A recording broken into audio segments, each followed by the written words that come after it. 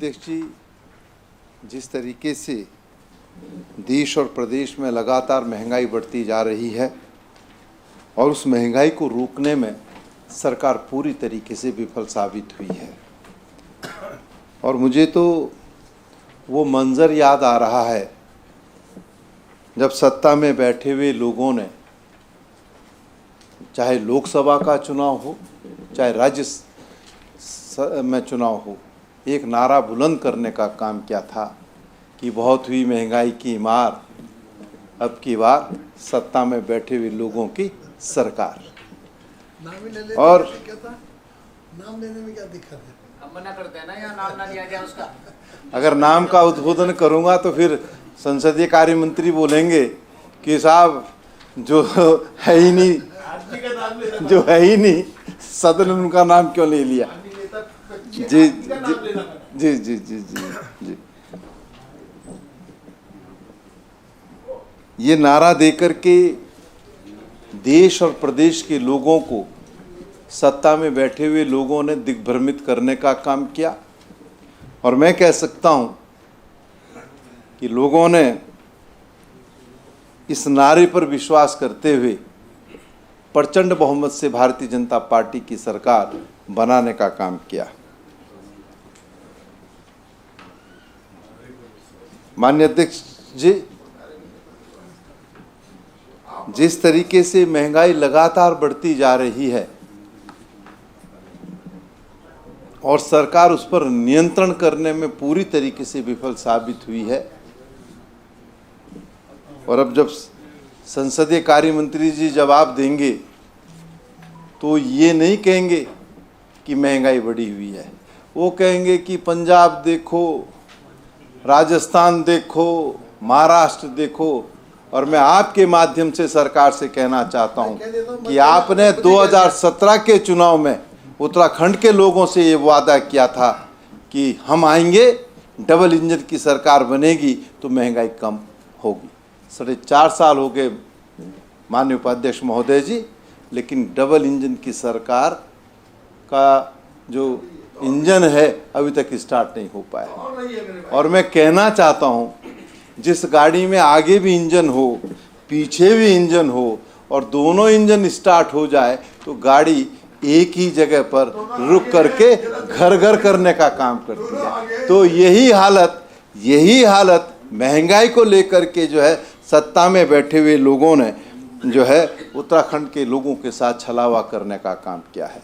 अध्यक्ष जी, आज हालत ये है कि पेट्रोल डीजल के दाम आसमान छू रहे हैं।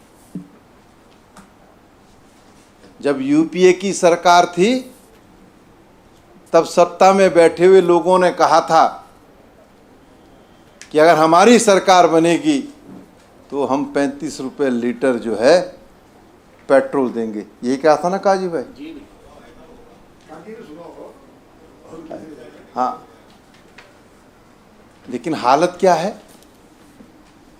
जब यूपीए की सरकार थी इस देश के अंदर, माननीय उपाध्यक्ष महोदय जी, मैं संसदीय कार्य मंत्री जी को कहना चाहता हूं, उस समय अंतर्राष्ट्रीय बाजार में जो है कच्चा तेल $132 जो है पर बैरल था। तब भी जो है यूपीए की सरकार ने देश के अंदर पेट्रोल और डीजल के दाम नियंत्रित रखने का काम किया। और जिन्होंने जुमलेबाजी की थी, जिन्होंने बड़े बड़े भाषण दिए थे, इस सरकार के रहते हुए अंतर्राष्ट्रीय बाजार में जो कच्चा तेल है वो $32 पर बैरल पर भी था, लेकिन सत्ता में बैठे हुए लोगों ने पेट्रोल और डीजल के दाम नियंत्रित नहीं किए। हालत ये है कि पेट्रोल 100 रुपया और डीजल जो है 95 रुपया हो गया है, लेकिन तब भी सत्ता में बैठे हुए लोग कहते हैं कि महंगाई नहीं हुई। आज तक जब हम पेट्रोल भराने जाते थे करण भाई, तो एक बड़ा पोस्टर होता था, है नहीं, पेट्रोल पंप पे होता था, नहीं होता था। पर आजकल तो एक बाबा का फोटो है जो फ्री वैक्सीन बेच रहे हैं, पेट्रोल घटा के वैक्सीन कर दीजिए। अच्छा नहीं बेचने तो कहोगे हैं। तो ये हालत, ये स्थिति है। गैस, जिस गैस को हम 400 पर छोड़ करके गए थे, इन माई के लालों ने उस गैस को जो है 1000 रुपया पर पहुंचा दिया, 1000 रुपया पहुंचा दिया। और जो है ऊपर से एक और जुमला दे दिया कि हम उज्ज्वला गैस देंगे, और उस उज्ज्वला गैस में सब्सिडी कितनी है? 16 रुपया। 16 रुपया। ये हालत सत्ता में बैठे हुए लोगों ने आम आदमी का करने का काम किया है। हालत बद से बदतर है माननीय उपाध्यक्ष महोदय जी। आज तक सस्ती चीनी मिलती थी, मैं कह सकता हूं कि 13 रुपये 60 पैसे किलो चीनी जो है वो यूपीए के ज़माने में मिलती थी। लेकिन ये डबल इंजन की सरकार जैसे ही सत्ता में आई, इन्होंने चीनी पर से भी सब्सिडी हटाने का काम किया, और आज गरीब आदमी चीनी जो है 40 रुपये किलो खरीदने के लिए बाध्य है। ये हालत की स्थिति कर दी, ये हालत की स्थिति कर दी माननीय अध्यक्ष जी। हालत बद से बदतर है।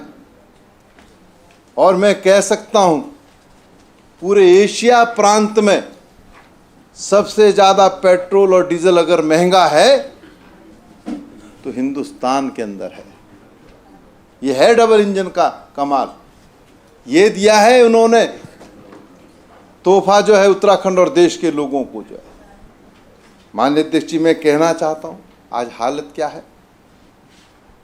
आदमी जो है बाजार जाता है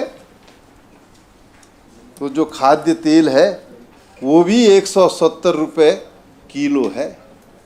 और मैं आपके माध्यम से संसदीय कार्य मंत्री जी से कहना चाहता हूं कि उपाध्यक्ष महोदय जी, देश के प्रधानमंत्री जी ने कहा था कि रेलवे स्टेशन के बाहर जो बेरोजगार साथी पकोड़ा तल रहा है उसे भी हमने ही रोजगार दिया। और मैं आज कहना चाहता हूं कि जो पकोड़ा तल रहा था, आपने तो उससे पकोड़े तलने का अधिकार भी छीन लिया। गैस और तेल भी छीन लिया। गैस महंगी, तेल महंगा, प्याज महंगी, आलू महंगा, मिर्च महंगी, तो पकोड़ा तल करके रोजगार कैसे ढूंढेगा ये तो बताओ। कोई नया तरीका है तो बताए सरकार। जुमलेबाजों की सरकार है माननीय अध्यक्ष जी, जुमलों के सिवाय और कुछ नहीं बेचा है। कभी कहा अच्छे दिन आएंगे, हम इंतज़ार करते रहे।